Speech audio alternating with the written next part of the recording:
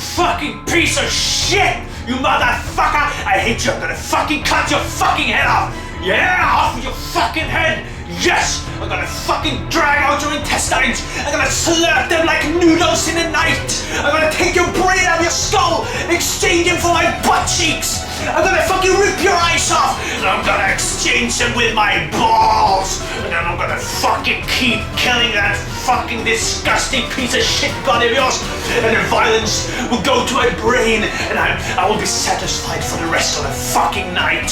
And that's how gaming goes sometimes! Violence in games, I love it. I go to it every fucking night in my life. I need to kill some shit every fucking night. I'm not the kind of guy that plays some indie game that has no violence in it, where you flow with the wind, or where you fucking get the flowers to sprout from the ground. Oh no, my friends, I go straight to the violent games where the gameplay is fucking wreaking havoc with your sword, wreaking havoc with your fucking flail, with your fucking fists. I need some blood in my games, right? What's not to like about this game? Salt and Sanctuary! As you may or may not have heard, this game is a Souls fucking ripoff in 2D. Many people are trying to defend that now, but let's fucking face it, no matter if you love this game or not, this game is a Dark Souls / Metroidvania ripoff to the fucking core. Let's look at some of the fucking shit in this game. Look here, the HUD, even the fucking HUD in this game looks just like Souls. You gather salt instead of souls, and you level up with the salt you've gained, just like you level up with the souls you've gained. If you die, you lose your salt. Ooh, you lose your souls in Souls games. If you continue to fight the enemies and you die, you have nothing, and then you're sent straight back to your previous sanctuary, which is this game's name for bonfire. Whoa! You wouldn't have guessed that by now. I mean, everything about this game has the foundation in the Souls games. The way the music is used in this game, the minimalistic approach to the storyline, the character building, the weaponry, the weapons of choice. You have 2 sets of equipment you can switch between whenever you want to. Every time you go to a sanctuary, a bonfire, you have... you get filled, you get some fucking potions that you can use throughout the stage. If you use up your healing, when you come to the boss, it's all over, man. It's the same fucking concepts from fucking top to toe, right? Some of the changes from Souls is that obviously in the 2D realm, so that makes quite the difference. And you can actually jump and make combos in the air. That's why Metroidvania comes into play here. Because Metroidvania gives you some ways to traverse the areas. Later you get a wall jumping, you get some air dashing, some shit that's really nice in the Souls setting that the Souls game doesn't have, which is why it's a Metroidvania ripoff as well. So basically, this game is darkness. You got fucking badass weapons, you got a lot of choice in weaponry, you got classes, you can choose to go fucking all out power, you can choose to go all out fucking magic, you can go any fucking direction you want, and the gameplay will still kick a fucking bloody ass. So this guy who made this game, he knew what the fuck he was doing, alright? And he did it extremely well, which is why I loved playing this game in the first place.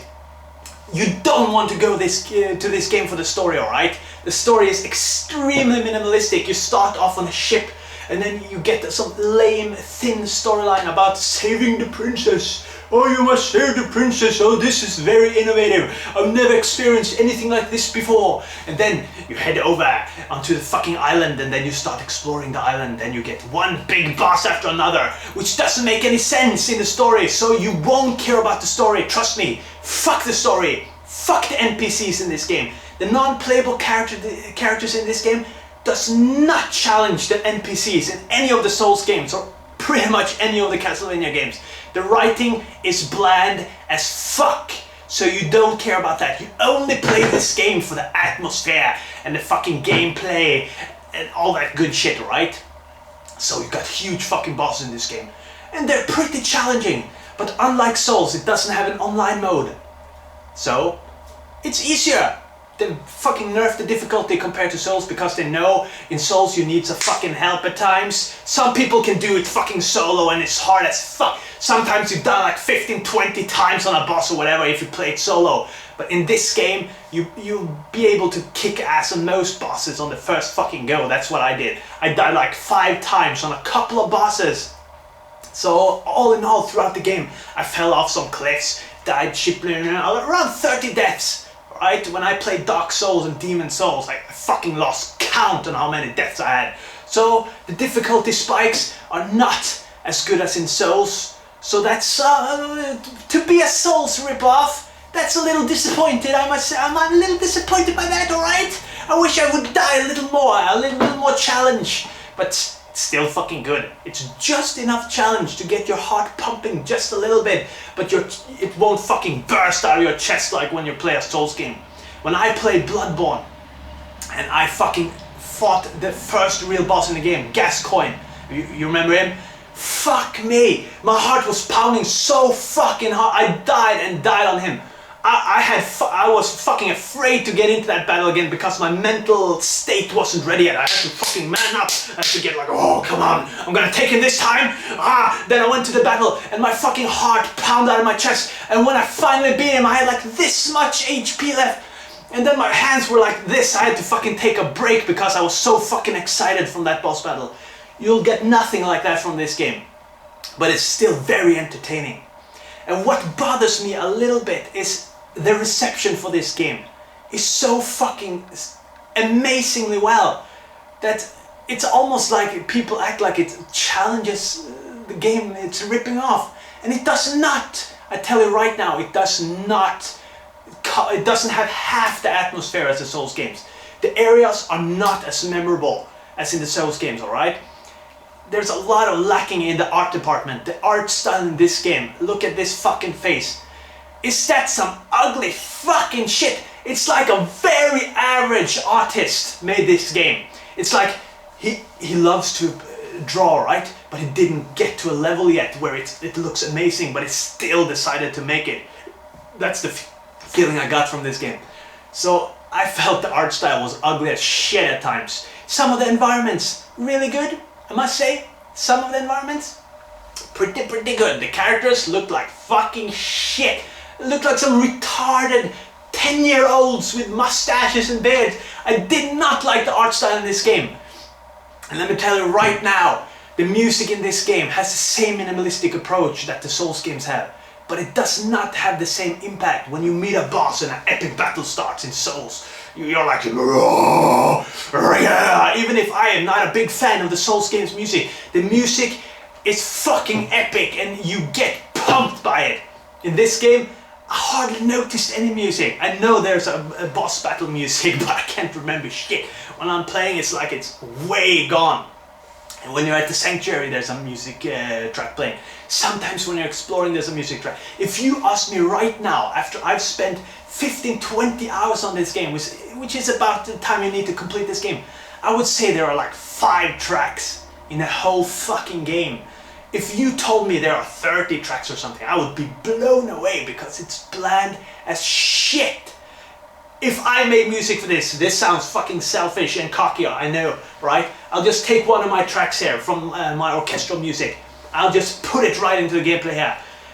This is how I would want it, right?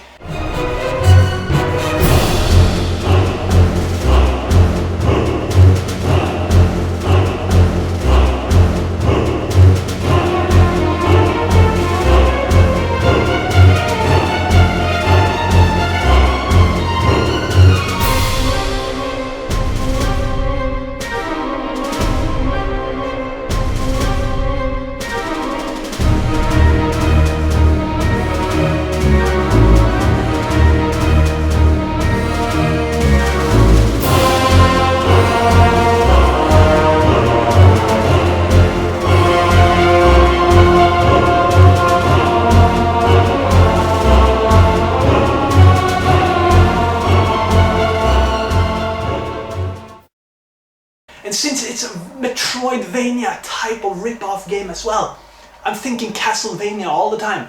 And Castlevania are some of the best games when it comes to using music. They just pound track after track. And this game is so boring when it comes to the music. It's all silence. It's the modern thing to do these days. People are like, yeah, it should be silence. That's a great way to do it. But if you ask them, what is your favorite game? Most people will go to the classics, like Symphony of the Night, and they will say, this is one of my favorite games of all time. And the music is amazing in that game. Always playing fucking excellent shit. So why don't people want the greatness of the past? It's fucking undeniably much better to have some great tracks playing all the time. Silence in some areas, epic music, fucking progressing, pumping your fucking vigor, your honor, and everything will go sky high when you hear a great track, and then you just go fucking slice you in fucking half. Oh, that's how I want my shit. So basically, this is a very well-made game. One of the best indies right now. Dust and Elysian Tale is also a fucking awesome 2D fucking RPG style game, right?